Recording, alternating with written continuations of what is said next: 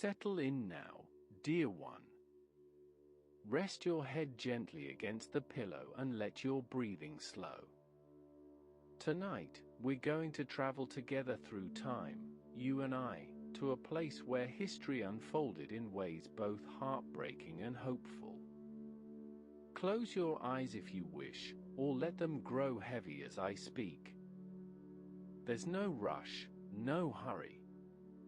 We have all the time we need. I want to tell you about a city that was once divided by concrete and wire, about people who woke each morning to find their world split in two. But this isn't a story of fear or despair, it's a story about the strength of the human heart, about families who held onto hope, and about a wall that, despite everything, could not stand forever.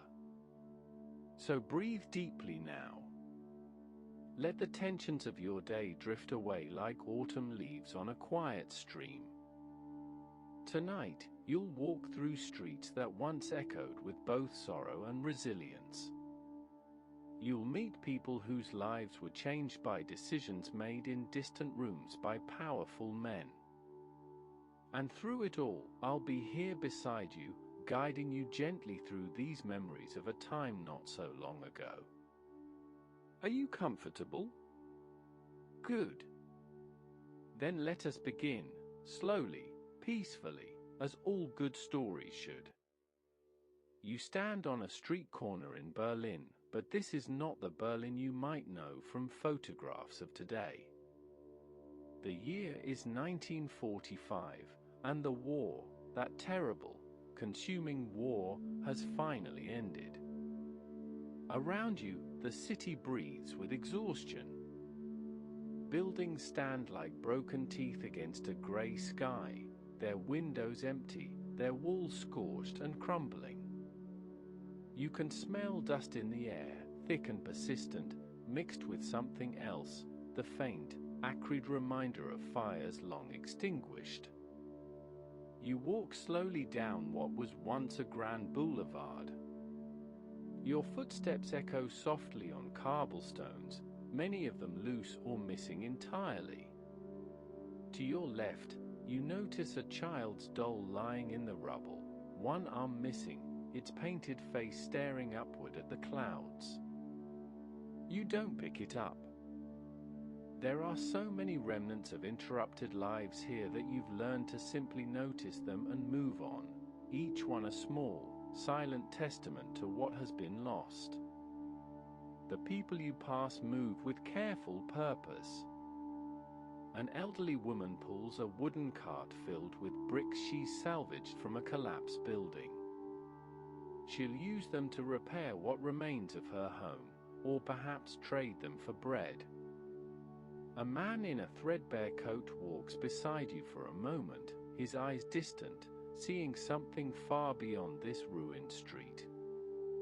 You nod to him gently, and he nods back, a small acknowledgement of shared survival. This is Berlin in its moment of absolute exhaustion. The war that consumed Europe, that sent millions to their deaths and reduced great cities to rubble, has finally released its grip. But peace, you're beginning to understand, doesn't mean everything simply returns to how it was. Peace, in this moment, means something more complicated, more uncertain. You find yourself in what was once Potsdamer Platz, a bustling square that hummed with trams and automobiles and the cheerful chaos of urban life. Now it's a vast emptiness. The buildings that once framed it are hollow shells. You stand in the center of this emptiness and turn slowly, taking it all in. The silence here feels heavy, almost sacred, like standing in a cathedral whose roof has been torn away to reveal the sky. In the distance, you hear voices. A group of workers is clearing debris, their calls to one another mixing with the sound of shovels scraping against stone. Life is beginning again, slowly, tentatively. People are returning to this wounded city, trying to find homes that may no longer exist, searching for family members they haven't seen in months or years. You notice, as you walk, that there are flags beginning to appear. Not the flags that flew here during the war years, those have been torn down, burned, buried in shame and relief. These new flags are different, representing the armies that have come to occupy this defeated nation. You see the red, white, and blue of the Americans, the Union Jack of Britain, the tricolour of France, and the red banner, stark and bold, of the Soviet Union. The Allied powers, you understand, have divided Germany among themselves, like concerned adults dividing responsibility for a troubled child. Each victor has claimed a zone of occupation, a portion of this broken country to control and, theoretically, to help rebuild. Berlin itself, though it lies deep within the Soviet zone, has also been divided, split into 4 sectors, each controlled by one of the occupying powers. You walk now toward the boundary between sectors, though at this moment, in these early days, the boundaries are more theoretical than real. There are no walls yet, no checkpoints with guards and guns. Just lines on maps in offices somewhere, decisions made by men in distant capitals, Moscow, Washington, London, Paris, who have never walked these streets or smelled this dust or seen that abandoned doll in the rubble. As evening approaches, you find shelter in a partially intact building. Through a broken window, you watch the sun set over the ruins, painting the broken skyline in shades of orange and purple. Other people have gathered here too, seeking shelter for the night. They share what little food they have, a piece of bread here, some preserved vegetables there. Someone has built a small fire in what was once a grand fireplace, and you all sit around it, warming your hands. An older man begins to speak, his voice soft and measured. He talks about what Berlin was like before the war, describing cafes where intellectuals debated philosophy over coffee, concert halls where orchestras performed Beethoven and Wagner, streets lined with shops selling everything imaginable. The younger people listen quietly, trying to imagine this mythical version of their city, this place of culture and prosperity that seems as distant now as a fairy tale. Will it be like that again? A young woman asks, her voice barely above a whisper. The old man is quiet for a long moment, staring into the fire. Perhaps, he says finally. But it will be different too. Everything that comes after something like this must be different. You settle into an uneasy sleep that night, wrapped in a thin blanket, listening to the breathing of strangers who have become temporary companions in survival. Tomorrow, you know, will bring more of the same, scavenging, rebuilding, trying to piece together some semblance of normal life from the fragments that remain. Months pass, and you watch as Berlin slowly begins to transform. The occupying powers bring resources, organization, systems of distribution for food and fuel. You stand in lines now, long lines that wind around street corners, waiting for your ration card to be stamped, waiting for your portion of bread or coal or whatever is available that day. The sectors of the city are becoming more distinct now, more defined. You notice that things work differently depending on which sector you're in. In the American, British, and French sectors, the Western sectors, people are starting to call them, you see reconstruction happening with a particular energy. New currency appears, The Deutschmark, crisp and clean. Shops begin to stock goods again, though most people can't afford much. The streets are cleaned more regularly. There's a sense, subtle but growing, of recovery beginning to take hold. In the Soviet sector, the eastern part of the city, things feel different when you visit. The reconstruction here follows different principles, different philosophies. You see banners and posters everywhere, declaring the friendship of the German and Soviet peoples, proclaiming the bright future of socialism. The buildings being repaired often feature this new aesthetic, strong, austere, practical. Beauty, it seems, is being redefined as functionality, as service to the collective good. You meet a woman named Helga in one of the ration lines. She's about 40, with tired eyes that still hold warmth when she smiles. She lives in the Soviet sector with her mother and 2 children. Her husband, she tells you quietly, didn't return from the war. She doesn't know if he's dead or if he's in a prisoner of war camp somewhere in the vast Soviet Union, and the not knowing, she says, is sometimes harder than knowing would be. But we manage, she says, adjusting the scarf around her head. The children are growing. They're healthy. That's what matters. You walk with her sometimes, pushing her children on a makeshift swing that someone has hung from a tree that somehow survived the bombing. The children laugh, a sound so pure and simple that it seems to momentarily erase the grey weight of these difficult times.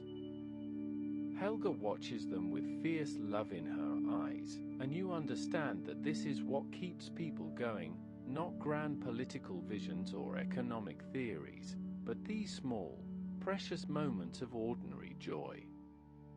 As 1946 turns to 1947, and 1947 to 1948, you begin to notice increasing tension in the air.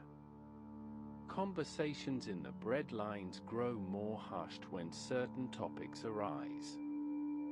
You hear words like communism and capitalism spoken with new edge, new urgency. The wartime alliance between the Soviet Union and the Western powers is fraying, pulling apart like worn fabric under stress. You're in a cafe one afternoon. Yes, some cafes have reopened now, though they're simpler than the grand establishments the old man described, when you overhear 2 men arguing in low, intense voices. The Soviets want to control everything, one says, leaning forward over his thin coffee. Can't you see it? Every decision, every appointment, every newspaper, they want it all to serve their system. And the Americans are any different, the other responds. They come here with their money and their culture and their way of doing things, and they expect us all to fall in line, to become little copies of their society. At least in the West we can speak freely, the first man counters. Can we? The second man's voice drops even lower. Can we really? Or do we just have the illusion of freedom while different masters pull the strings? You sip your coffee slowly, not wanting to draw attention to yourself, but listening carefully. These arguments are happening everywhere now, you realize. Germany, and Berlin especially, is becoming a battleground not of armies and bombs, but of competing visions for what the future should be. In June of 1948, something dramatic happens. You wake one morning to find the city buzzing with alarmed conversations. The Soviet forces have blocked the roads and railways leading from the western zones of Germany into West Berlin. No supplies, no food, no coal can enter the western sectors of the city by land. It's a blockade, a test of wills, a declaration that the unity of Berlin, already strained, might finally break entirely. You stand with crowds of worried Berliners, looking up at the sky. The Western powers have responded with something audacious, an airlift.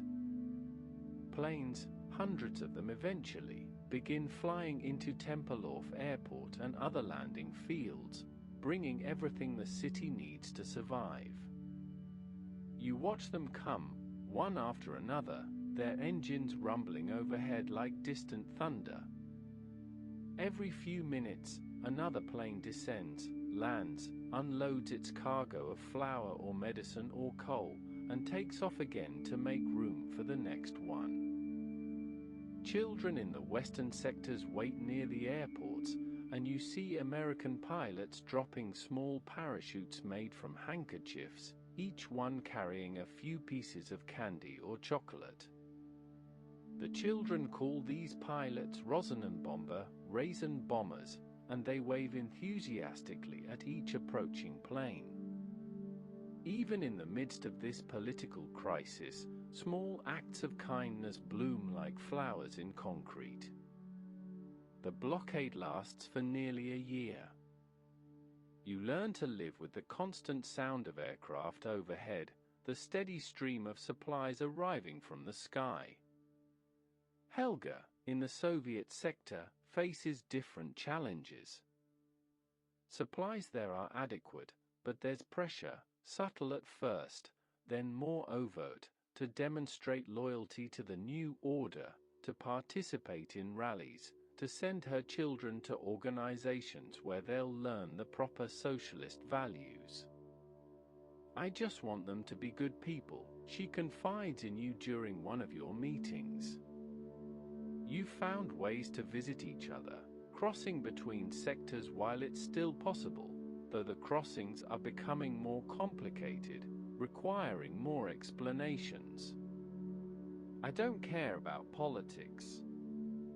I just want them to grow up safe and good and happy. When the blockade finally ends in May of 1949, Berlin breathes a collective sigh of relief.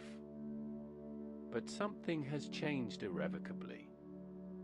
That same month, the western zones of Germany formally unite to become the Federal Republic of Germany, West Germany.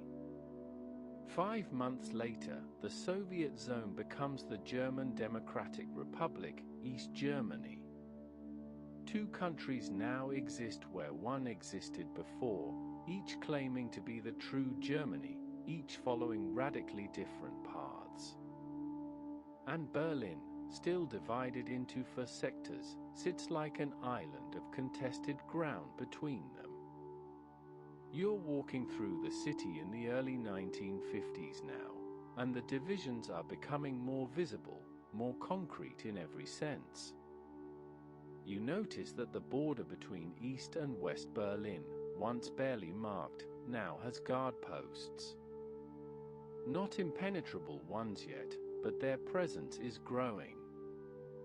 You watch as young men in uniform, East German border guards, members of something called the Volkspolizei, the People's Police, check documents at crossing points. Most people are still allowed through after showing proper papers, but the process itself is significant. The city is being stitched with an invisible seam, and every time you cross it, you feel the pull of 2 different worlds. The physical landscape of the city reflects this division too. In West Berlin, you see the influence of Western aid, particularly American investment through the Marshall Plan. New buildings rise with modern glass and steel facades. Department stores stock goods that would have seemed like impossible luxuries just a few years ago. There's music in the air from cafes and clubs, a vibrant cultural scene emerging from the ruins. Young people dance to American jazz and rock and roll, their movements free and energetic, testing the boundaries of what had been repressed during the war years. You step into a record shop in West Berlin, and the clerk, a young man with carefully combed hair and an enthusiastic smile, shows you the latest arrivals from America. Elvis Presley, Chuck Berry, Little Richard. The music that pours from his record player is explosive, joyful, rebellious in a way that feels entirely new. Other customers in the shop, mostly young people, nod along to the rhythm, their faces lit with something that looks like hope, or at least the possibility of it. When you cross into East Berlin, the atmosphere shifts. The music here is different: classical pieces, folk songs, carefully selected Soviet popular music that emphasizes collective joy rather than individual expression.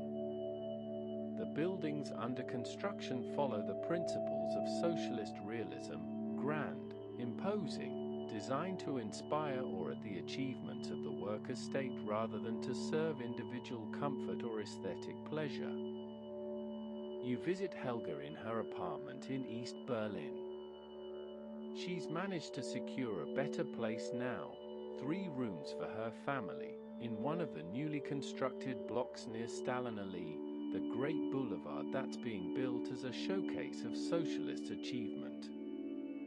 The apartment is modest but clean, with high ceilings and solid construction. Through the window, you can see banners hanging from buildings, proclaiming slogans about production quotas and the bright future of socialism. Her son, now 12 years old, is wearing the blue uniform of the Freie Deutsche Jugend, the Free German Youth Organization. He tells you excitedly about the camp he's attending during the summer, where he'll learn about Marx and Lenin, participate in sports competitions, and perform in group demonstrations of synchronized calisthenics. He loves it, Helga says after he's gone off to play. Her voice is carefully neutral. And it's good for him to have structure, to be part of something. But sometimes... She pauses, choosing her words carefully. Even here, in her own home, she's conscious of walls that might have ears. Sometimes I wonder what choices he'll have, what kind of life he'll be able to build for himself. You understand what she's not quite saying. In East Germany, the state is growing more controlling, more pervasive in every aspect of life. The government, led by Walter Ulbricht and the Socialist Unity Party, is implementing Soviet-style socialism with rigid discipline. Factories are nationalized.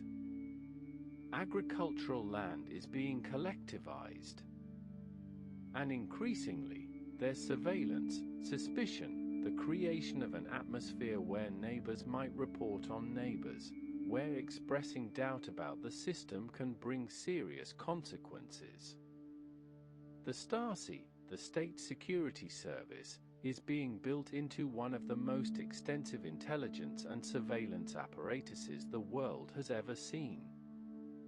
You don't see them directly, but you feel their presence in the careful way people speak in public, in the way conversations stop when strangers approach, in the way people learn to live with a kind of permanent, low-level vigilance.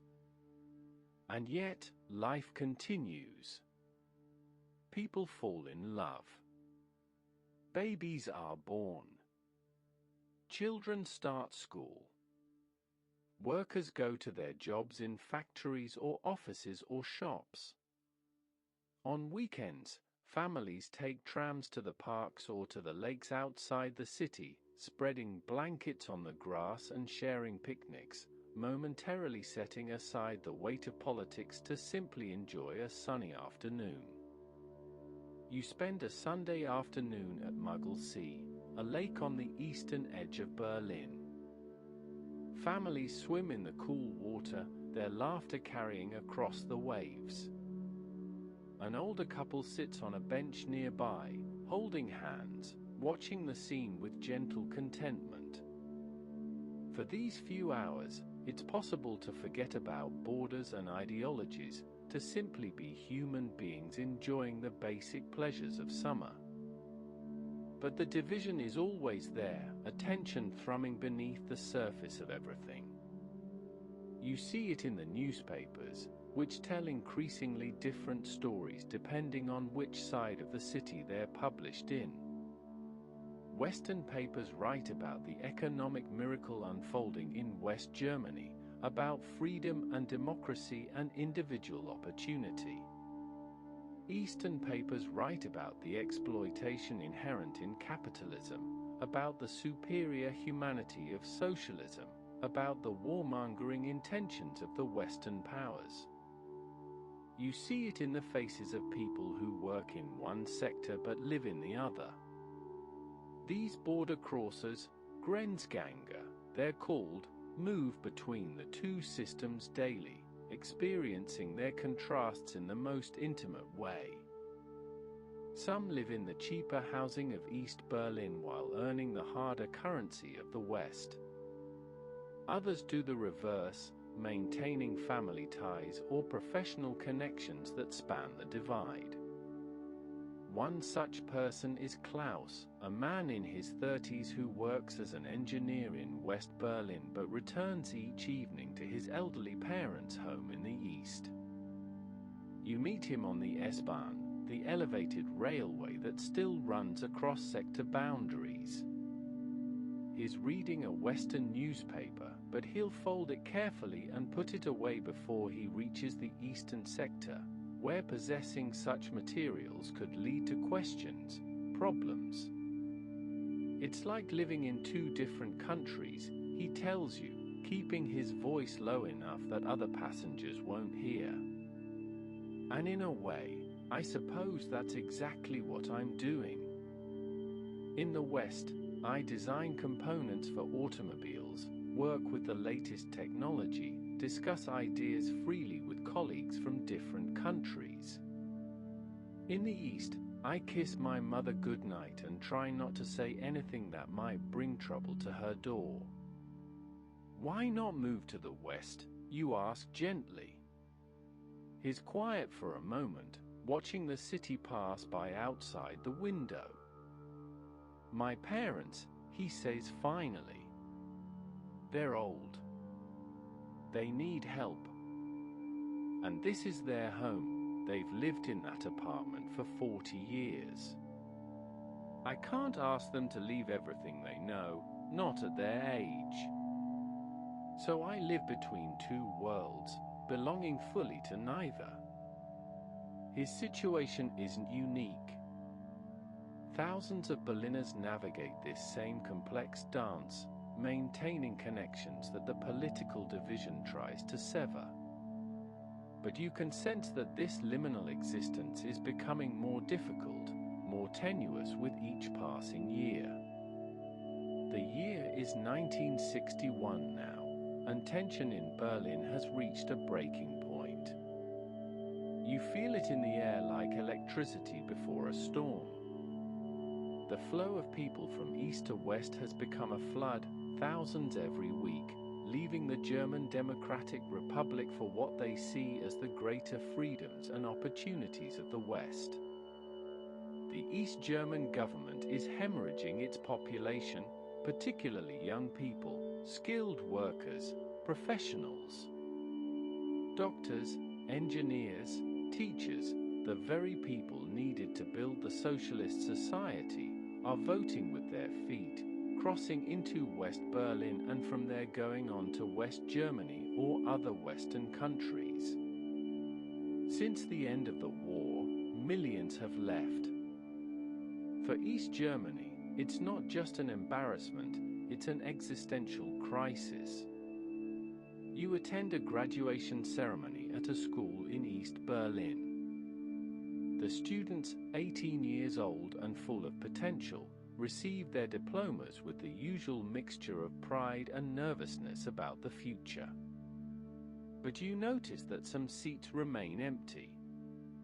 Several students who were expected to graduate have simply disappeared in recent weeks, crossed to the west with their families or on their own, beginning new lives beyond the reach of the socialist state.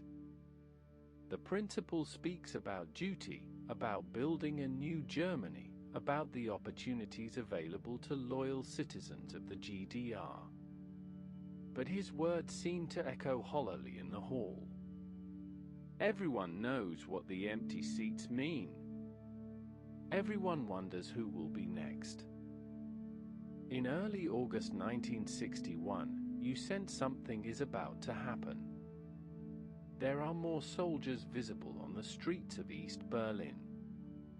Trucks move through the city at odd hours. Officials hold hushed, urgent meetings. The newspapers in the East have intensified their rhetoric about Western provocations, about the need to protect the socialist state from interference and sabotage. On the night of August 12th, you find yourself unable to sleep. You're staying in West Berlin at the moment, and something in the air feels wrong, charged with impending change. You step out onto your balcony and look toward the east. The city seems unusually quiet, as if holding its breath. At midnight, it begins. You don't see it at first, but you hear it, the sound of trucks, many trucks, moving through the streets. Orders being shouted. The clang of metal on stone. You dress quickly and walk toward the sector boundary, joining a growing crowd of Berliners, all of them drawn by the same sense that something momentous is unfolding. What you see stops you in your tracks. Soldiers and workers are rolling out barbed wire, tons of it, along the border between East and West Berlin. They're working quickly, efficiently, following a plan that was clearly prepared in advance. Posts are being driven into the ground. Wire is being strung between them. At the major crossing points, barriers are being erected, checkpoints reinforced. The border that had been permeable, crossable with the right documents, is being sealed. You watch as an elderly man tries to cross, intending to visit his daughter in the West as he does every Sunday. A soldier, young enough to be the old man's grandson, stops him with a rifle held across his chest. The border is closed, the soldier says. His voice wavers slightly, he's nervous, you realize, perhaps doing this for the first time. But my daughter, the old man begins. The border is closed, the soldier repeats, more firmly this time. Return to your home. The old man stands there for a long moment, swaying slightly, as if the ground beneath his feet has suddenly become uncertain. Then he turns and walks away, his shoulders slumped, carrying the weight of sudden separation. This scene repeats itself hundreds of times that night and into the following day. Families are divided in an instant. People who left for work in the morning find they cannot return home in the evening. Students attending universities in the western sectors are cut off from their families in the east. Lovers are separated in the middle of courtship, their futures suddenly rendered impossible. You stand witness to it all, unable to look away. The sheer audacity of it is stunning, a government literally imprisoning its own population, surrounding them with barbed wire and armed guards to prevent them from leaving. In the following days and weeks, the barrier becomes more substantial. The barbed wire is reinforced with concrete posts. Existing buildings along the border are evacuated, their windows bricked up, their doors sealed. In some places, the buildings themselves become part of the barrier. You see workers bricking up ground floor windows in apartment buildings, turning family homes into segments of a wall. Some people, realizing what's happening, make desperate attempts to escape before the barrier becomes impassable. You witness a young man sprint toward the wire, running with everything he has while guards shout at him to stop. He throws himself at the barrier, trying to climb over it, and you hold your breath as he struggles with the barbed wire, tearing his clothes and skin. He makes it over, tumbling into West Berlin, where helping hands pull him away from the border. He's bleeding and weeping, but he's free. Not everyone is so fortunate. You hear stories, terrible stories that people speak of in whispers, of those who were shot attempting to cross, of bodies left lying in the no man's land between east and west, visible to people on both sides but reachable by neither, a warning to anyone else who might consider escape. Helga finds a way to get a message to you through a mutual acquaintance. The note is brief, carefully worded to avoid saying anything that could be dangerous if intercepted. "We are well," it says. "The children are safe. Please do not worry. We will endure this as we have endured everything else. Take care of yourself."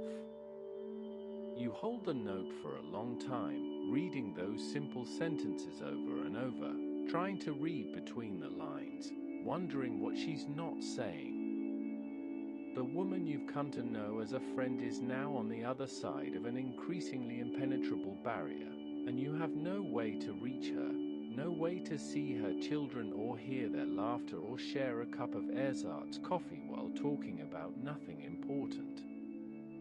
The wall, it's being called simply the wall now, as if no other wall in the world matters, continues to grow. Professional construction crews take over from the soldiers and initial workers. Concrete segments appear, tall and imposing, painted white on the western side, grey on the eastern.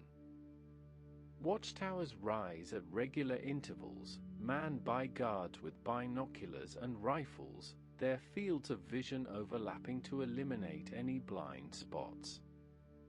You walk along the western side of the wall one afternoon, your hand trailing against the cold concrete. On the other side, you know, is a death strip, an area cleared of all obstacles, raked smooth so that footprints will show, lit by powerful floodlights at night, patrolled by guards with dogs and orders to shoot anyone attempting to cross. Artists begin covering the western side of the wall with graffiti, with murals, with messages of protest and hope and defiance.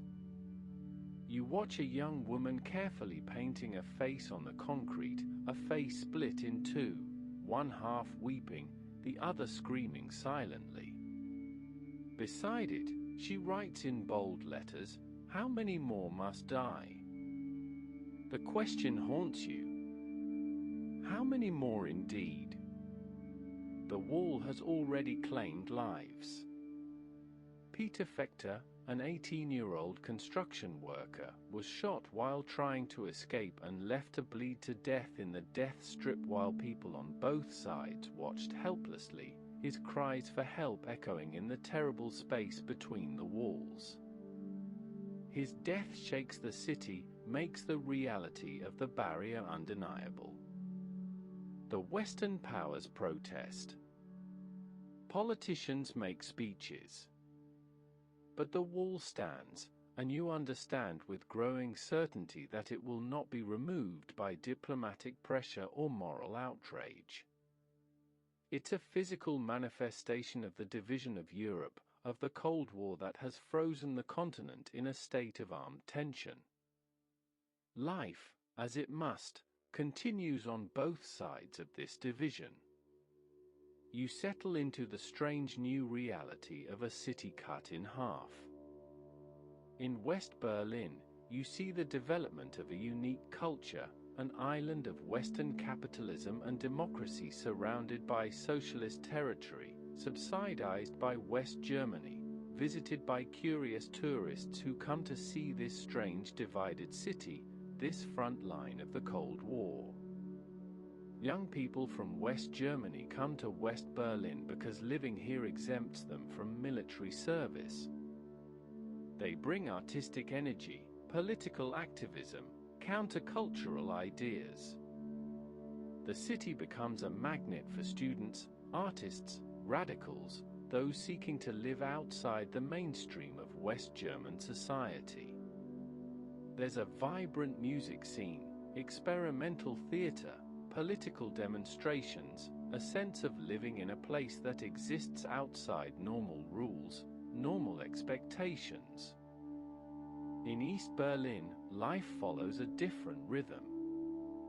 You hear about it through the stories of people who manage to get letters across the divide, through occasional news reports, through the accounts of the few who still find ways to cross legally, elderly people allowed to visit relatives, officials on approved business. The government implements a system of control that touches every aspect of daily life. Children are educated in the principles of Marxism-Leninism from their earliest years. Workers are organized into brigades, expected to meet production quotas and demonstrate socialist enthusiasm. Cultural productions, films, books, music, must align with approved themes and messages. And surveillance becomes omnipresent. The Stasi grows into a massive organization with thousands of full-time employees and tens of thousands of unofficial informants, ordinary citizens who report on their neighbors, colleagues, friends, even family members. Trust becomes a rare commodity.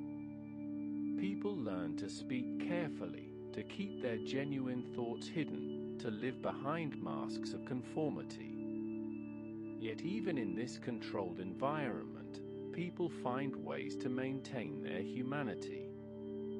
They tell jokes that subtly mock the system, passing them quietly from person to person. They gather in small trusted groups to listen to Western radio stations, keeping the volume low to avoid detection. They find meaning in family, in friendship, in small acts of kindness and defiance that the system cannot fully suppress. You think often of Helga and her children, wondering how they are navigating this world. Her son would be a young man now, perhaps in university or beginning a career. Her daughter would be finishing school. Are they true believers in the socialist system, or do they harbor doubts they can never speak aloud? Has Helga found some measure of contentment, or does she lie awake at night thinking of the freedom that exists just a few miles away, impossibly close and infinitely distant? The years pass, marked by the slow accumulation of ordinary days. The wall, initially a shock, a source of constant attention and outrage, gradually becomes normal, becomes simply part of the landscape of Berlin. Children grow up who never knew the city before it was divided. To them, the wall is just how things are, a feature of reality as natural as the River Spree or the Brandenburg Gate. You're sitting in a cafe in West Berlin in the late 1960s, watching young people argue about politics. They're passionate, these students, animated by their ideals. Some of them are Marxists, paradoxically, advocating for socialism while living in the capitalist West, free to criticize their own system in ways that would be dangerous or impossible in the East. You romanticize the GDR, one student says to another, jabbing a finger in the air for emphasis. You talk about equality and workers' rights, but you have no idea what it's actually like to live there. Talk to someone who's escaped.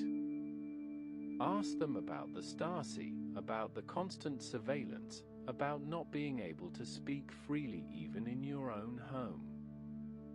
And this is freedom, the other responds, gesturing at the cafe, the street beyond. Freedom to be a cog in the capitalist machine? Freedom to be exploited by bosses who profit from your labor? At least in the East, they're trying to build something different, something more just. You sip your coffee and say nothing. You've learned that both sides of this argument contain fragments of truth and fragments of blindness, that reality is more complicated than any ideology can capture. That night, you walk to the wall. It's become a habit of yours, this walking along the barrier, as if proximity to it might help you understand it better, might somehow bridge the gap it represents. You're not alone in this habit. Others come too, drawn by the same inexplicable pull. The western side of the wall is covered now in layers upon layers of graffiti and art. Some of it is political, some personal, some purely aesthetic.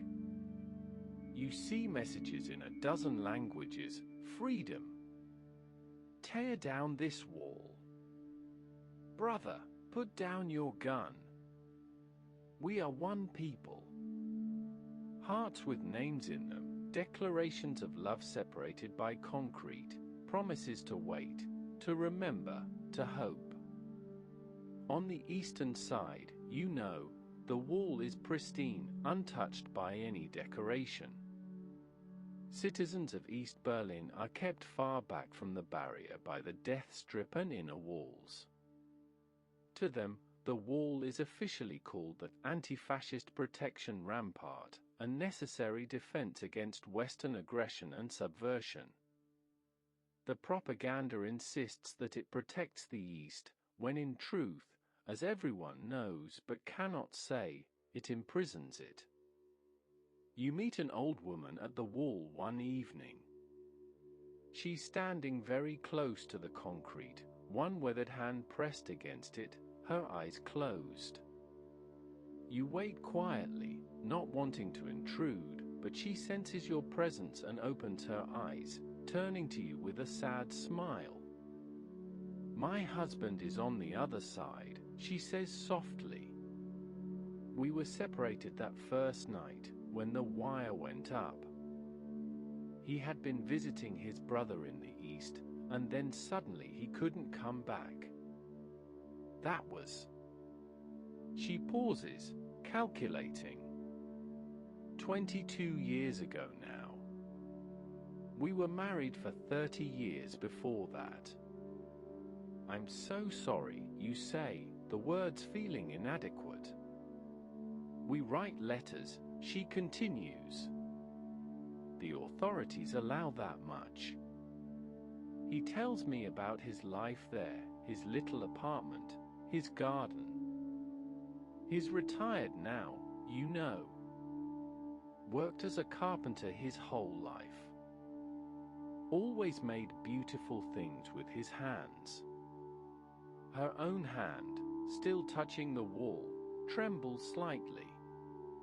I come here sometimes and imagine his standing just on the other side, that we're closer than we really are. Foolish, perhaps. Not foolish, you tell her. Not at all.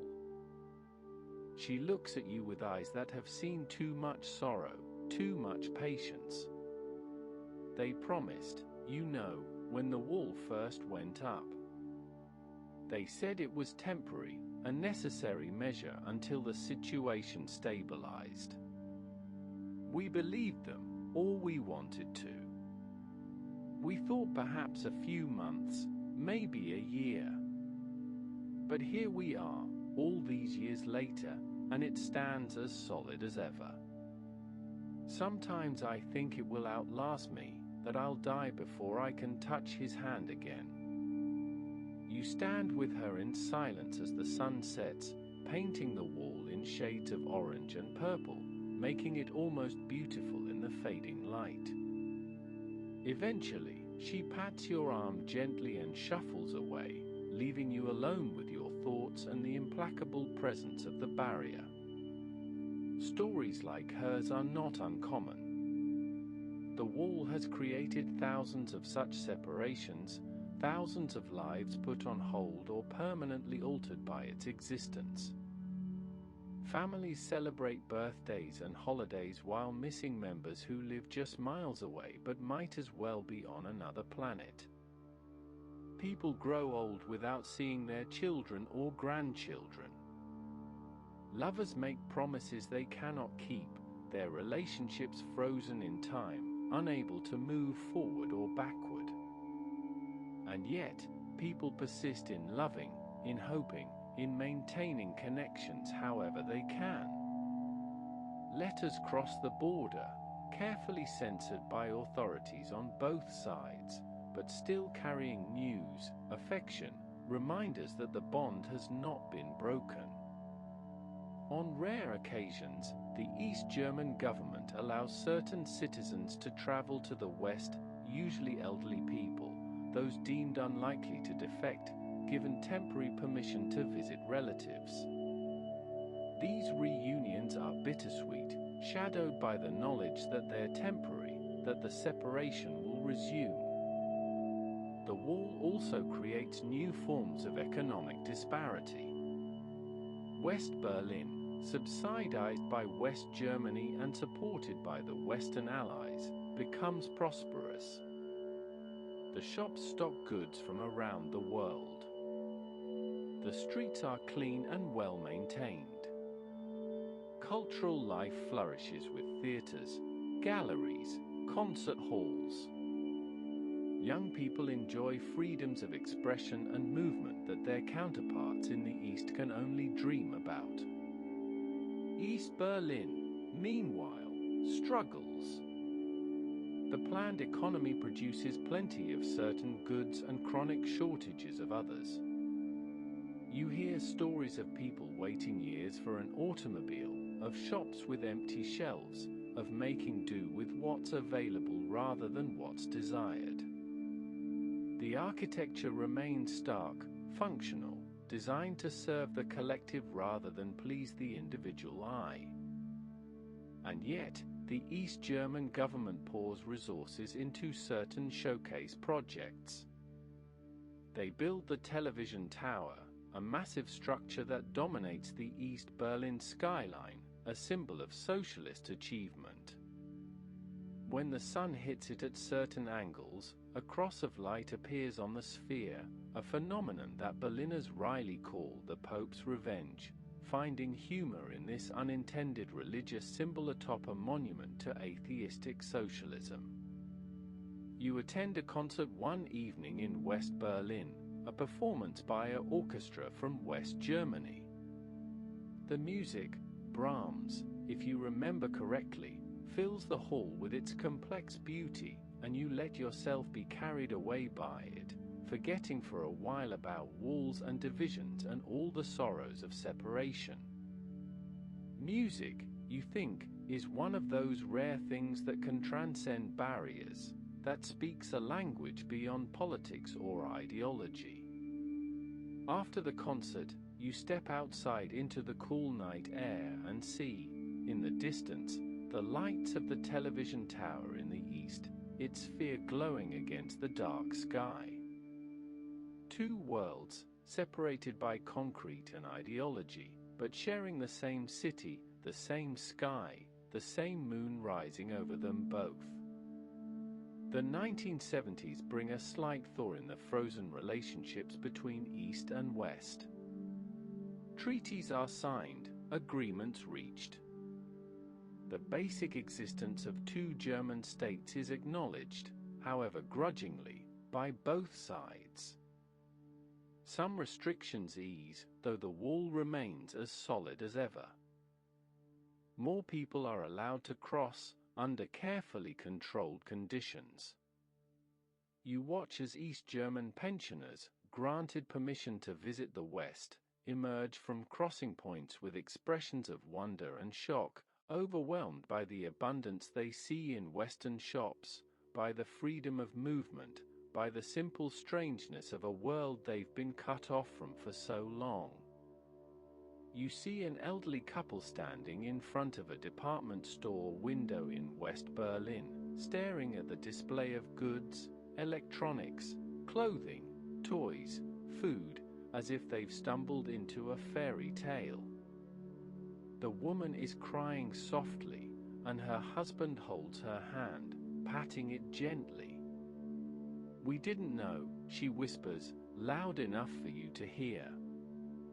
"We knew things were different, but we didn't know it was like this." Their visit is limited, just a few days before they must return to the East. They'll go back carrying stories, carrying memories that might comfort or torment them in the years ahead, proof that another world exists just beyond the wall that defines their lives. For families divided by the barrier, these policies bring limited relief. Some are able to see each other for the first time in years, though always under the shadow of impermanence, always knowing that goodbye is coming soon. Others remain separated, unable to meet the strict criteria for travel permits, condemned to continue their relationships through letters and hope. You receive word, through a complicated chain of contacts, that Helga has become a grandmother. Her daughter has married and had a child, a little girl. The news fills you with joy and sadness in equal measure, joy for this new life, this continuation of the family, and sadness that you cannot meet this child, cannot hold her or hear her laugh or be part of her world. Life in the two Berlins continues to diverge. In the West, the economic miracle of the 1950s and 60s has created a comfortable, prosperous society.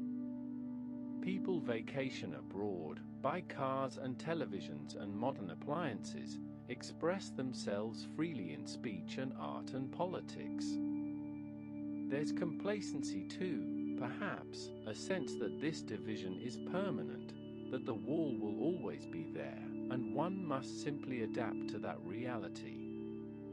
In the East, the government maintains its control through a combination of ideology, economic management, and surveillance. The Stasi has grown into a massive apparatus, with files on millions of citizens, a network of informants that permeates every level of society. People learn to live with the assumption that they might be watched, that their conversations might be monitored. That trust is a dangerous luxury. And yet, even under such conditions, people find ways to build meaningful lives. They raise children, pursue careers, create art, fall in love. They learn which complaints are safe to voice and which must remain unspoken. They navigate the system with varying degrees of cooperation and resistance, trying to maintain some sense of authenticity within the constraints imposed on them. You think often about what it means to live in such circumstances, to wake each day knowing that your freedom is limited, that your choices are constrained, that the state claims authority over your movements, your thoughts, your very identity. And you wonder about resilience, about the human capacity to adapt while still maintaining some core sense of self. On a winter evening, you're warming yourself by a small heater in your apartment when you hear a sound that's become familiar over the years, the rumble of a train passing nearby. But this train sounds different, muffled somehow. You realize it's running through the ghost stations, the U-Bahn and S-Bahn stops in East Berlin that Western trains pass through without stopping, stations sealed off and guarded, where East German citizens stand on platforms watching Western trains flash past, glimpsing through the windows a world they cannot enter. These ghost stations haunt you in a particular way. They're liminal spaces, neither fully east nor fully west, frozen moments where the division of the city is most starkly visible. Guards patrol the platforms, ensuring that no one attempts to jump onto a western train. The stations themselves are dimly lit, often decorated with old advertisements from before the division, as if time stopped there on that August night in 1961. You've heard stories of people who tried to escape by hiding on western trains, clinging to the undercarriage or hiding in luggage compartments. Some succeeded. Others were discovered and arrested, facing imprisonment for their attempt to flee. The ghost stations represent both possibility and danger, a threshold between worlds that most cannot cross. The 1980s arrive, and with them, the first subtle signs that the seemingly permanent might not be permanent after all. The Soviet Union, under new leadership, begins speaking of reform, of glasnost and perestroika, openness and restructuring. These changes are slow to reach East Germany, where the leadership remains committed to the old ways, but you sense something shifting, some crack in the edifice of certainty. In East Germany, there are stirrings of dissent. Church groups provide spaces where people can gather and speak more freely, where criticism of the government can be voiced, however carefully. Environmental movements emerge, protesting pollution and ecological damage. Peace activists call for disarmament and detent. These groups are small, carefully monitored by the Stasi, but they exist, and their existence matters. You hear about protests in Leipzig, where people gather after Monday church services to demonstrate peacefully for reform, for freedom to travel, for basic human rights. The protests start small, a few hundred people at first, but they grow, week by week, fed by frustration and hope, by the sense that change might finally be possible. In the summer of 1989, something unexpected happens. Hungary begins dismantling its border fence with Austria.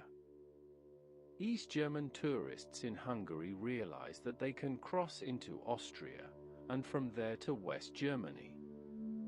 Thousands begin to do so, abandoning their vacations and sometimes their vehicles to make this desperate journey to freedom. The East German government protests, but the flood continues. In Prague, East Germans flood into the West German embassy, climbing over fences, camping in the gardens, demanding to be allowed to go west. The scenes are chaotic, desperate, hopeful. Families with small children, elderly couples, young people willing to abandon everything they've known for a chance at something different. You watch this unfold on television, barely able to believe what you're seeing. The system that seemed so solid, so permanent, is showing cracks. The wall still stands in Berlin, but the border is breaching elsewhere, and you wonder how long the East German government can maintain control. The Monday demonstrations in Leipzig continue to grow. By October, they number in the tens of thousands. The demonstrators carry candles and walk peacefully through the streets, chanting "Wir sind das Volk," we are the people.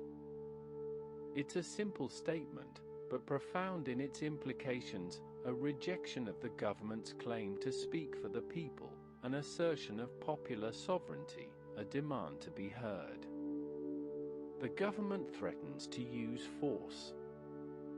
Hospitals are put on alert for mass casualties. Security forces are mobilized.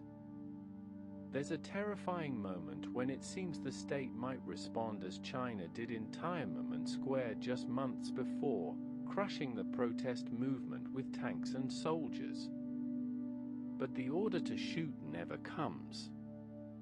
Perhaps the leadership lacks the will, or fears the consequences, or recognizes that the moment has passed when violence could preserve the system. Whatever the reason, the protesters are allowed to demonstrate, and in that allowance, the government admits its weakness. In early November, you hear that the East German government is changing, that the old leadership is being forced out, that new leaders are promising reforms. There's talk of allowing more freedom to travel, of easing restrictions. But the announcements are vague, confused, and the pressure from the streets continues to build. The evening of November 9th, 1989, begins like any other evening. You're at home in West Berlin, preparing a simple dinner, listening to the radio. The news is full of reports about the ongoing changes in East Germany, but there's nothing to suggest that this night will be different from any other. Then, at a press conference, an East German official named Günther Schabowski makes an announcement. New regulations will allow East German citizens to cross the border. When asked when this will take effect, he shuffles through his papers, uncertain, and says words that will echo through history, as far as I know, effective immediately, without delay. The words are barely out of his mouth before they spread through both halves of the city like wildfire. You hear it on the radio, barely believing what you're hearing. People begin calling each other, spreading the news. Could it be true? After 28 years, is the wall finally opening? You grab your coat and rush out into the street. Already, others are doing the same, drawn by the same impossible hope. You join the flow of people heading toward the wall, toward the crossing points that have for so long been barriers, gates that opened only for the privileged few. At the checkpoints, East Berliners are gathering, testing the truth of what they've heard. The guards, receiving no clear orders, are uncertain, overwhelmed. They check documents, try to maintain order, but the crowd grows and grows, and the pressure becomes irresistible. You're standing near the Brandenburg Gate when it happens. The guards, unable to hold back the tide of humanity, simply step aside. People surge forward, crossing from east to west, some running, some walking in a daze, some weeping openly. You see a young woman with tears streaming down her face, laughing and crying at once, unable to believe that she's actually crossing, that the barrier that defined her entire life is suddenly permeable. East and West Berliners embrace each other, strangers hugging in the street, sharing champagne and beer, dancing, singing. Someone has brought a radio, and music blares into the night. David Bowie's Heroes, a song about lovers meeting at the wall, now playing as the wall loses its power to separate. You're caught up in the crowd, swept along by the sheer joy of it, by the overwhelming emotion of this impossible moment. People are climbing onto the wall itself, dancing on top of it, spray painting it, hitting it with hammers and chisels, taking pieces as souvenirs. The wall that stood as an immutable fact of life is being transformed into a party, into a canvas for celebration, into rubble. You see families reuniting, crying in each other's arms. An elderly man and woman cling to each other, and you realize they must have been separated for years, perhaps decades. Their faces are wet with tears, and they're saying each other's names over and over, as if to confirm that this is real, that they're truly together again. The night continues, surreal and joyous. Trabants, the small, simple cars produced in East Germany, stream into West Berlin, honking their horns, their occupants waving and shouting. West Berliners line the streets, cheering, offering flowers and champagne to these visitors from the other side. Strangers kiss strangers. People dance in the streets. The city that was divided is, for this moment, united in celebration.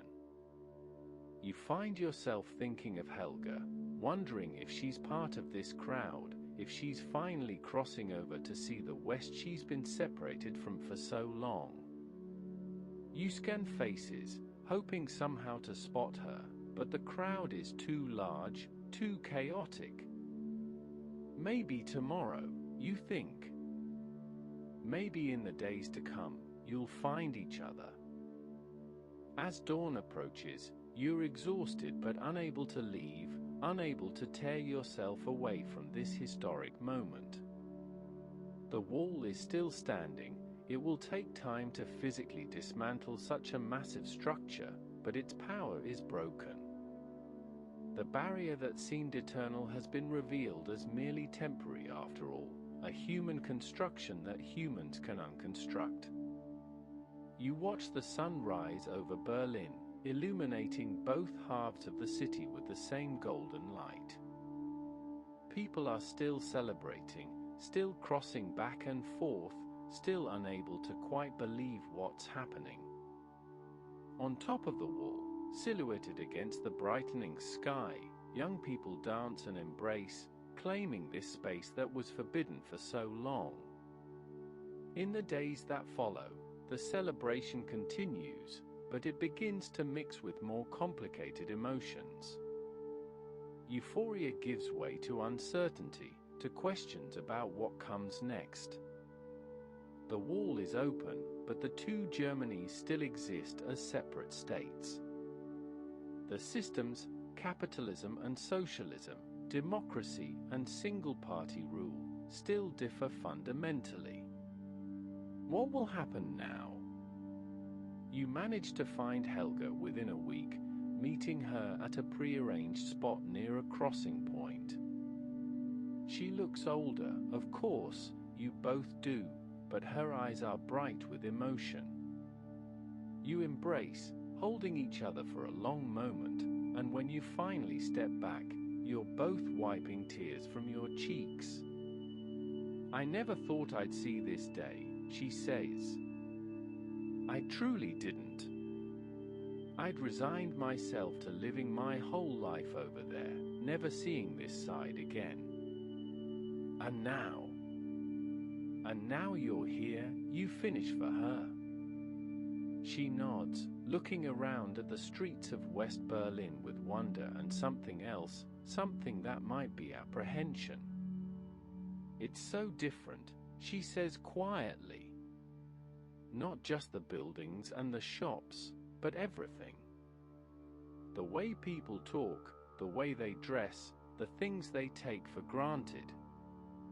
It's like I've been living in a different world, and now I'm visiting this one, and I'm not sure I know how to navigate it." You spend the day together, walking through the city, talking about the years that have passed, filling in the gaps that letters could never quite bridge. She tells you about her children. Her son is a teacher now, married with 2 children of his own. Her daughter works as a nurse. Both of them are struggling to process these changes, excited and frightened in equal measure. "What will happen to us?" she asks at one point. "To East Germany, I mean. Will it just cease to exist? Will we become part of the West? And what about all the people who believed in the system, who worked for it, who made choices based on it? What becomes of them? You don't have answers. No one does yet. The future is uncertain, a blank page waiting to be written. But you sit with her in a cafe, a Western cafe, with strong coffee and rich pastries, and for this moment, The fact that you're together, that the wall is open, that the impossible has happened, is enough.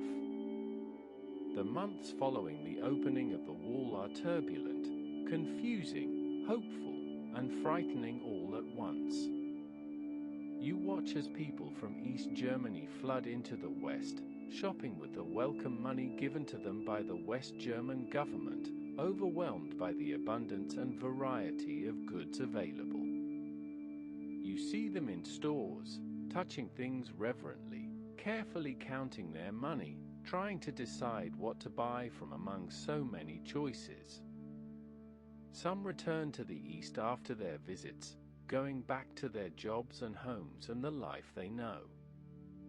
Others decide to stay in the West, seeking opportunities or reuniting with family or simply choosing what they perceive as the better system. The exodus that began before the wall fell continues, and East Germany continues to hemorrhage its population. The East German government attempts to maintain control, to reform rather than dissolve, but the momentum toward unification becomes overwhelming. In March 1990, East Germany holds its first and last free elections. The party that wins campaigns on a platform of rapid unification with West Germany, and the die is cast. You attend a public discussion about unification one evening, listening to people debate the terms, the speed, the implications. Some East Germans express concern about being absorbed, about losing their identity and history in the process of joining the West. Others can't wait for unification, seeing it as the final liberation from a failed system. We're not just changing governments, one woman says passionately. We're changing our entire way of life. Everything we knew, everything we based our lives on, is being declared wrong, failed, worthless. That's not easy to accept, even if we didn't like the system. A West German responds, trying to be sympathetic but coming across as patronizing. But you'll have freedom now, real freedom. You'll have prosperity, opportunity. Yes, there will be adjustment, but in the long run, everyone will benefit. The East German woman looks at him with an expression that mixes frustration and sadness. You speak as if we had no freedom at all, as if we were all miserable all the time. Life was more complicated than that. We had communities, relationships, a sense of security even within the constraints. Now that's all being swept away, and we're supposed to be grateful. The debate continues, but you're struck by the complexity of it, by the realization that liberation and loss can coexist, that the end of the wall brings both relief and disruption, that nothing about this transition is simple or straightforward.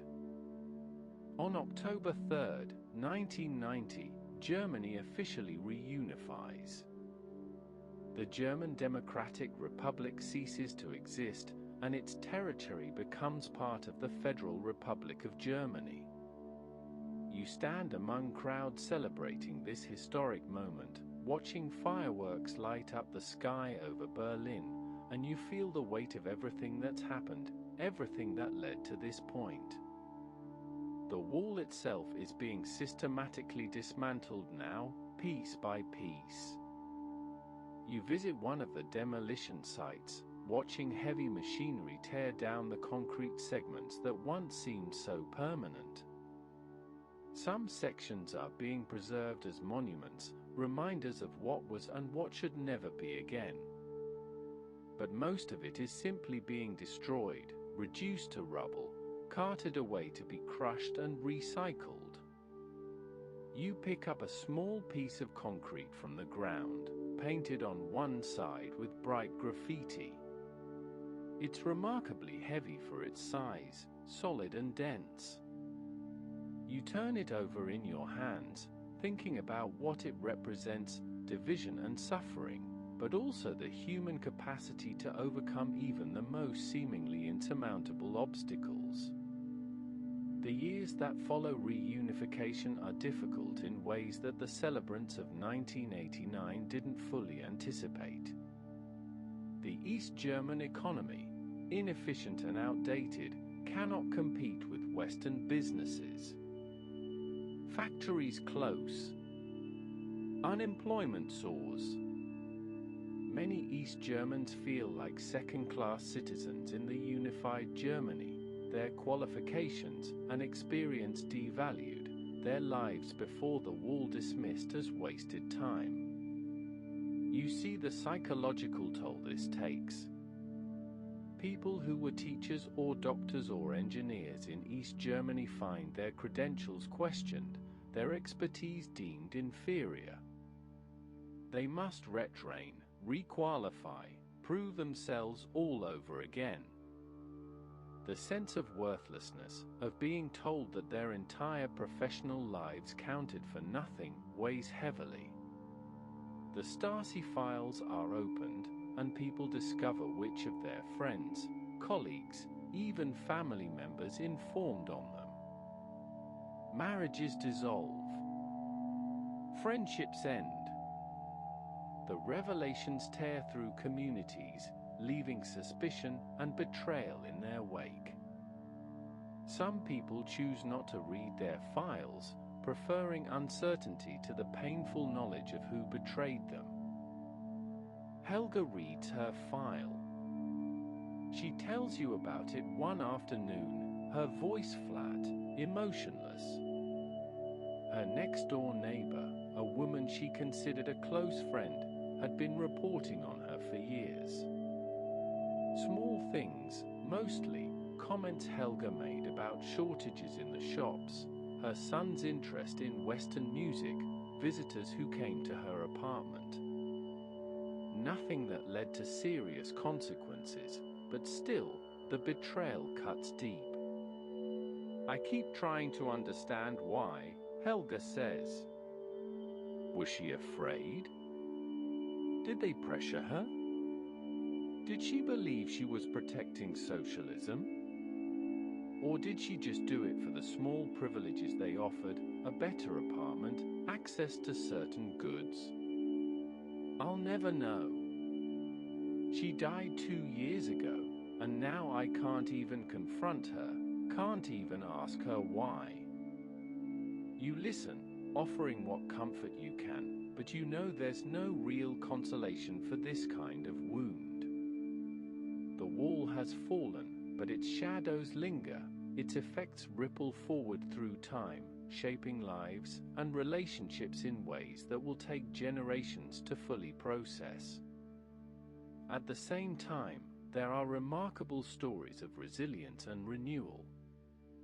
You meet people who lost everything in the transition but rebuilt their lives with determination and hope.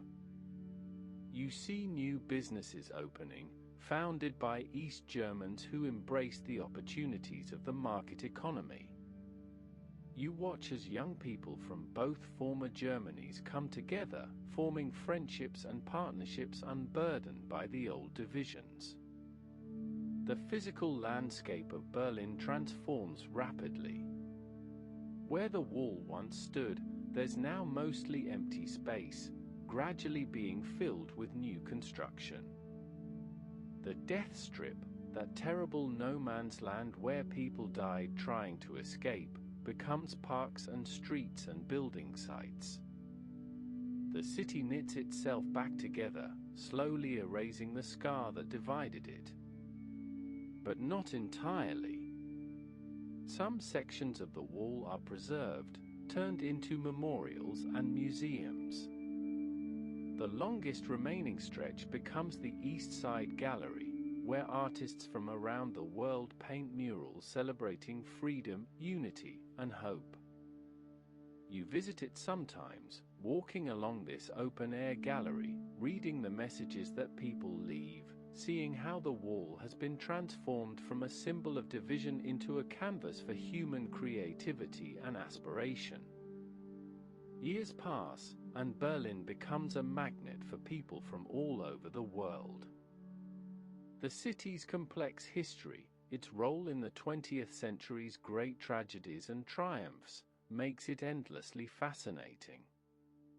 Tourists come to see the remnants of the wall, to visit museums dedicated to telling its story, to try to understand what it was like to live in a divided city.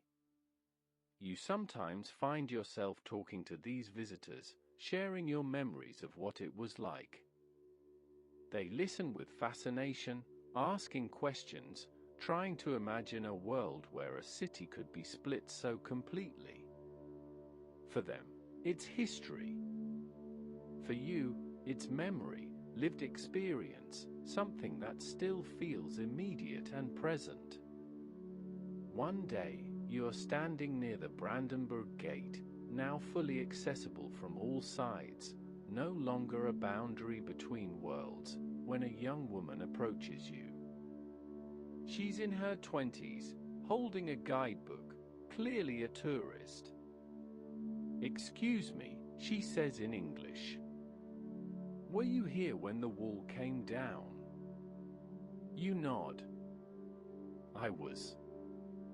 I lived through it all, the division, the wall going up, the years it stood, and the night it opened." Her eyes widen. "What was it like?" "I mean, I've read about it, seen documentaries, but what was it really like to be here?" You think about how to answer, how to compress nearly 30 years of experience into something comprehensible. Finally, you say, "It was heartbreaking and hopeful, ordinary and extraordinary, all at once." People lived their lives as people do everywhere. They worked, raised families, fell in love, had their joys and sorrows. But always, there was this presence, this barrier that divided families, limited freedoms, shaped every choice. And when it finally fell, it was like waking from a long, complicated dream. But even now, more than 30 years later, the city and the people are still processing what it all meant. She thanks you and moves on, and you stand there, watching the crowds move through the gate, people of all nationalities walking freely through this space that was once a symbol of division. Children play nearby, laughing and chasing each other, too young to remember or even to fully understand what this place once represented. You're older now, moving more slowly, but you still walk through Berlin regularly, tracing paths that hold memories.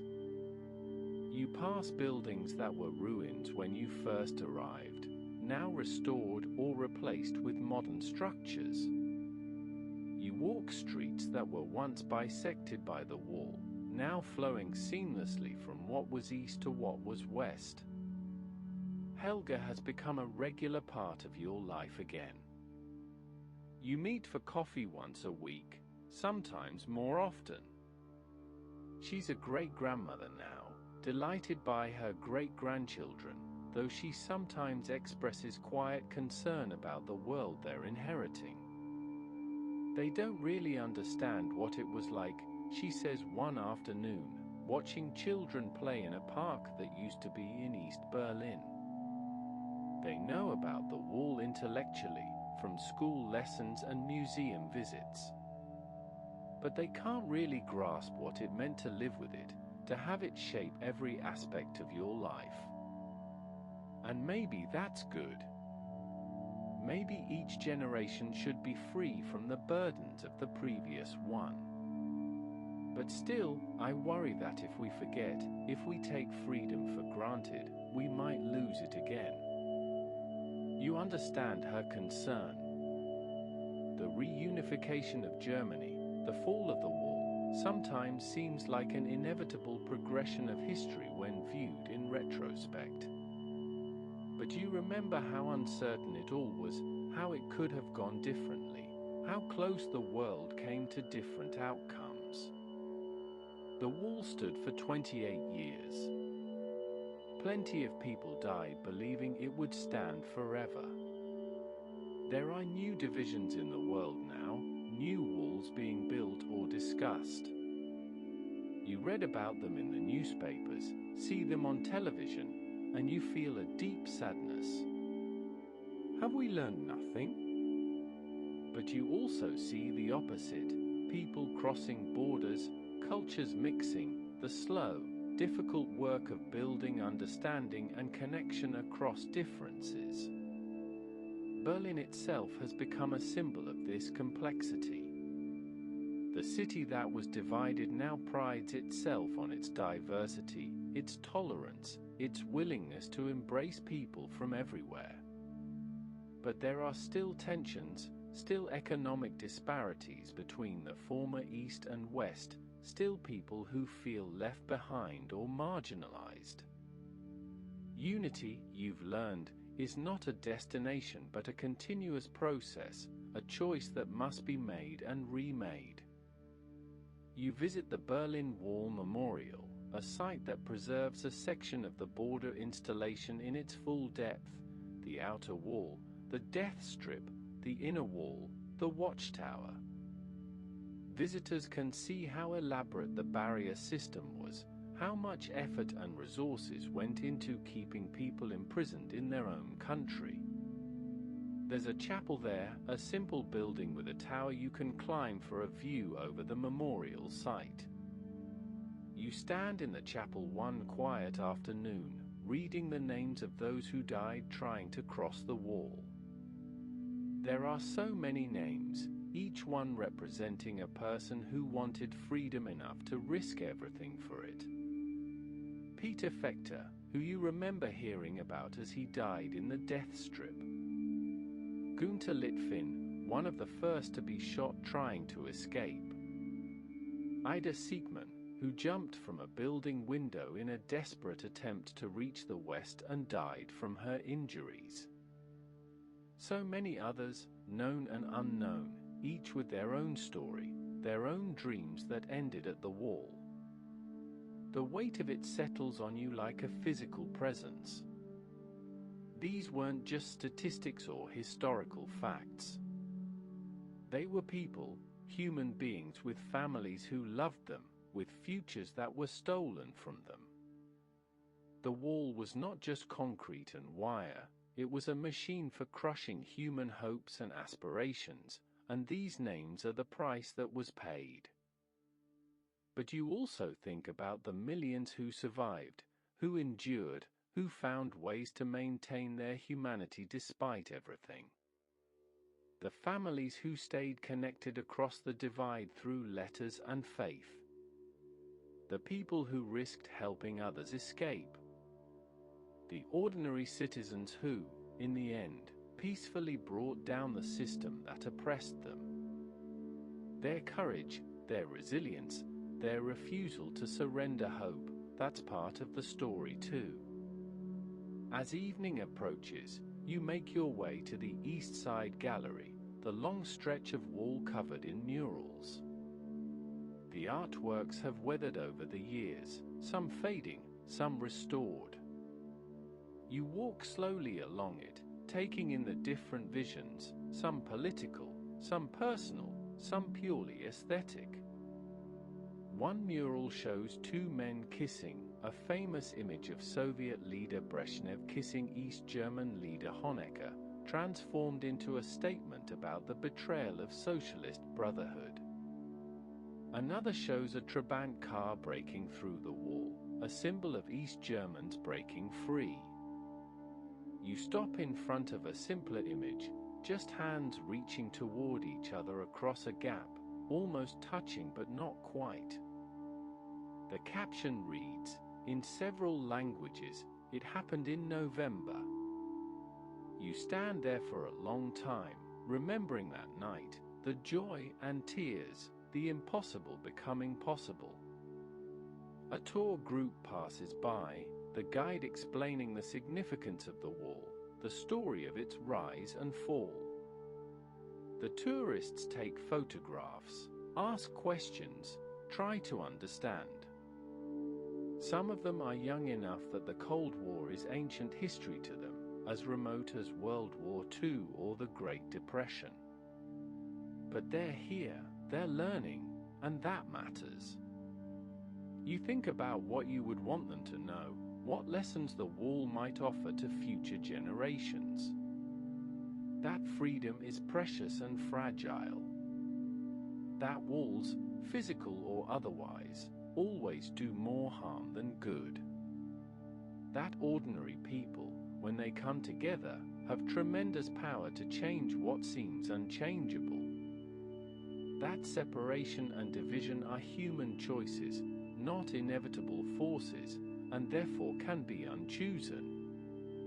But also, you want them to know that history is not simple, that the people who lived through these events were not just symbols or examples, but complex human beings with their own motivations, fears, hopes, and contradictions. The East Germans who informed for the Stasi did so for many reasons: fear, conviction, material benefit, coercion. The guards who stood at the wall were often young men doing what they were told, some conflicted, some committed to their duty. Even the leaders who built and maintained the wall believed, at least some of them, that they were protecting their society, building a better world. Understanding this complexity doesn't excuse the wall or the system that created it. But it helps explain how such things happen, how good people can participate in bad systems, how societies can convince themselves that oppression is necessary for safety or order or ideology. And understanding that is crucial if we're to prevent it from happening again. You're very old now, your steps slow and careful, but your mind remains clear, holding decades of memories like treasures. On quiet evenings, you sometimes sit and let those memories wash over you. The sight of the wall going up in that shocking night in 1961, the years of division and separation, the moment when it finally fell and joy erupted through the streets. You think about all the people you've known through these years. Some have passed away, their stories finished, their contributions to this great historical drama concluded. Others continue on, carrying their experiences forward, passing them to children and grandchildren like precious heirlooms that must not be lost. Helga is still with you, remarkably resilient despite her years. You meet less frequently now, and neither of you moves as easily as you once did, but when you do, the conversation flows as it always has, mixing reminiscence with commentary on the present, laughter with occasional tears. Do you ever regret staying in the East as long as you did? You ask her one afternoon. Do you wonder what your life might have been like if you'd escaped earlier, before the wall went up? She's quiet for a long moment, considering. I used to, she says finally. Especially in the hardest years, when everything felt so controlled, so limited. But now? I don't know. My life was my life. I made the choices I could make with the information and options I had. My children were born there, raised there. They became who they are because of that experience, not despite it. Would they have been different people, better people, if we'd lived in the West? Maybe. Or maybe just different. There's no way to know, so there's no point in dwelling on it. She pauses, sipping her tea, then continues. What I do know is that we survived. We maintained our humanity even in dehumanizing circumstances. We loved each other, took care of each other, found small moments of joy even in difficult times. That's worth something. That's worth a lot, actually. You nod, understanding. The wall divided Berlin for 28 years, but it couldn't divide the human spirit, couldn't completely sever the connections between people, couldn't extinguish hope. In the end, that's why it fell, not because of political pressure or economic failure alone, but because the people it was meant to contain refused to accept it as permanent. Berlin today is a thriving, dynamic city, its past visible in preserved sections of wall and museums, but its present focused on the future. Young people from around the world come here to study, to work, to participate in its vibrant cultural scene. The divisions of the past haven't completely disappeared. There are still economic disparities, still cultural differences between former East and West, but they're gradually fading, becoming less definitive with each passing year.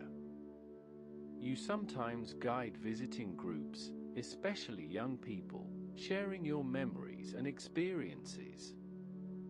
You take them to the Wall Memorial, to the East Side Gallery, to places that hold historical significance. But you also try to help them understand what life was actually like, beyond the dramatic moments that make it into history books. People got up in the morning and went to work, you tell them. They came home and made dinner, helped their children with homework, argued with their spouses about mundane things. They worried about money, about health, about their children's futures. The wall was always there, shaping everything, but life went on. That's what people do. They adapt, they continue, they find ways to live even in the most constrained circumstances. One young student asks, were people in the East happy? It's a question you've been asked before, and it's not easy to answer. Some were, sometimes, you say carefully. Happiness isn't dependent only on political systems or economic conditions. People found joy in family, in friendship, in small pleasures and achievements. But there was also tremendous frustration, a sense of limitation, the knowledge that choices were being made for you rather than by you. And always, there was the fear of saying the wrong thing, of being reported, of losing what little freedom you had. So happiness, when it came, was often shadowed by those other feelings. Another student, more cynical perhaps, asks, if people were so unhappy, why didn't they rise up sooner?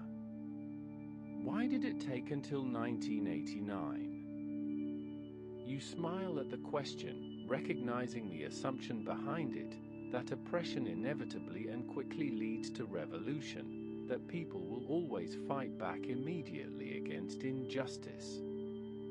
Change requires several things to come together, you explain. Courage, yes, but also opportunity, organization, a sense that success is possible. For many years, the system seemed too strong, too entrenched. The Stasi's surveillance was incredibly comprehensive. The Soviet Union stood behind East Germany with the implicit threat of military intervention. People had seen what happened in Hungary in 1956, in Czechoslovakia in 1968, uprisings crushed by Soviet tanks. So they endured, they adapted, they waited. When the moment finally came, when the broader situation changed and the Soviet Union itself was reforming, then people found the courage to demand change. Sometimes the right moment takes decades to arrive. These conversations energize you, remind you why it's important to share these memories, to make sure the lessons of the wall aren't lost. But they also tire you, take something from you. Each time you revisit these memories, you relive them in some way, feel again the emotions they carried, the shock, the sorrow, the anger, the hope, the joy. And now, dear one, our journey through these divided years is drawing to a close. You've walked with me through the ruins of post-war Berlin, watched as the city was carved into pieces, witnessed the wall rising in that terrible night in August 1961. You felt the weight of separation, the pain of families divided, the slow ache of years passing behind barriers of concrete and wire. You've also seen the resilience of the human spirit, the way people find hope even in hopelessness, the way they maintain connections despite every obstacle placed in their path. You've watched ordinary citizens bring down a system that seemed invincible, transform a barrier into a celebration, prove that walls built by humans can be torn down by humans. The story of the Berlin Wall is many stories, really. It's the story of Cold War politics, of ideologies in conflict, of superpowers maneuvering for advantage. But it's also the story of Helga and her children, of Klaus commuting between two worlds, of the elderly couple separated for decades by a border they could almost reach across. It's the story of young people dancing on top of the wall on that incredible night in November 1989, and of those who died trying to cross it in the years before. Berlin today carries all of this history within it. The wall is mostly gone now, reduced to a few preserved sections and countless small fragments scattered around the world as souvenirs and reminders.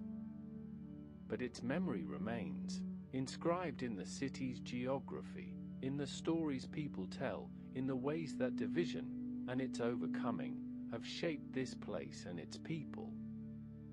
As you settle deeper into rest now, let these images and stories drift gently through your mind.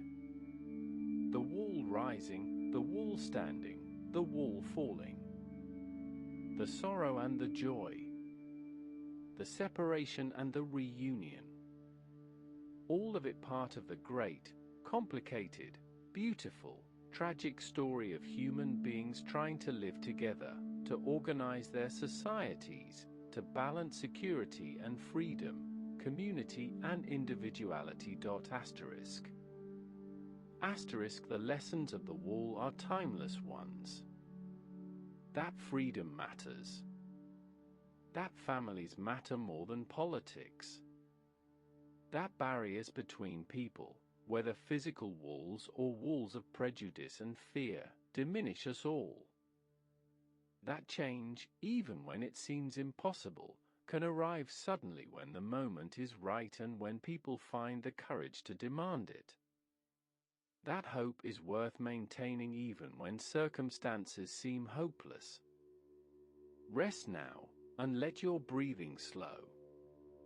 Let the weight of the day fall away like leaves from an autumn tree. You have traveled far tonight, across decades and through the hearts of countless people whose lives were touched by that great division in the center of Europe. You have been a witness to sorrow and to triumph, to the worst and best of human nature. And as you drift toward sleep, hold this thought, that walls may rise, but they do not stand forever. That people separated can be reunited. That the impossible can become possible. That even the longest night eventually gives way to dawn. The Berlin Wall stood for 28 years, 3 months, and 26 days. It fell in a single night, brought down not by armies or diplomats, but by ordinary people insisting on their humanity, their freedom, their right to move and live and love without barriers. This is the story I wanted to share with you tonight. A story of division overcome, of hope rewarded, of human connections that could not be severed no matter how thick the concrete or how high the walls. Carry it with you as you sleep, and may it remind you that while the work of building walls is easy, The work of tearing them down and of healing the divisions they created is harder but infinitely more worthwhile. Sleep now, peacefully, knowing that in this world, despite all its troubles and conflicts, there are places where walls have fallen, where cities once divided are whole again, where the impossible has been achieved through courage and persistence and hope. Good night, dear one. May your dreams be peaceful, and may you wake refreshed, carrying forward the knowledge that even the most formidable barriers can be overcome when people refuse to accept them as permanent. Rest well,